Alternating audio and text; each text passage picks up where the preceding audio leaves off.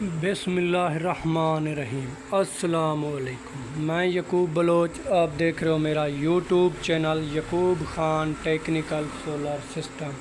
تو friends, VFD-INVT ایک button پر بند کیوں نہیں ہوتا؟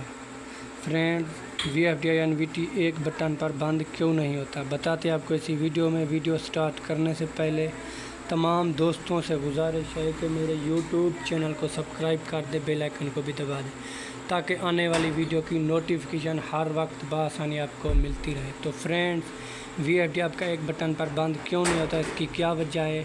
جب آپ کے پاس سولر پینل بہت زیادہ لگائے ہوئے ہوتے ہیں، آپ کے وولٹیج VFD پر بہت زیادہ آ رہے ہوتے ہیں، تو 606 وولٹیج اب ہمارے پاس آ رہے ہیں۔ جب ہمارے 700 سے پلس آئیں گے وولٹیج تو ہمارا VFD کا یہ سٹاپ والا بٹن کام کرنا چھوڑ دے گا۔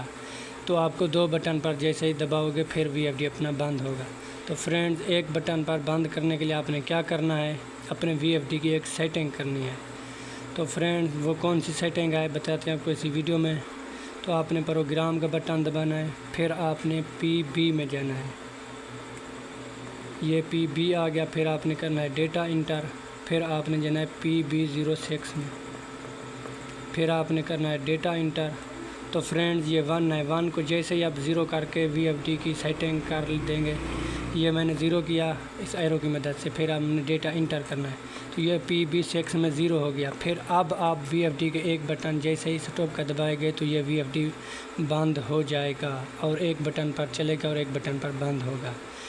یہ VFD چاہے آپ کے پاس جتنے بھی سولر پینل کے زیادہ سے زیادہ وولٹیج آ رہے ہیں، یہ سیٹنگ کر لے، آپ کا VFD ایک بٹن پر بند ہوگا۔ تو فرینڈز، ویڈیو اچھی لگے تو میرے یوٹیوب چینل کو سبسکرائب کر دو اور بیل آئیکن کو بھی دبا دو۔ ملتے ہیں ایسی اگلی نیکسٹ ویڈیو کے ساتھ۔ خدا حافظ۔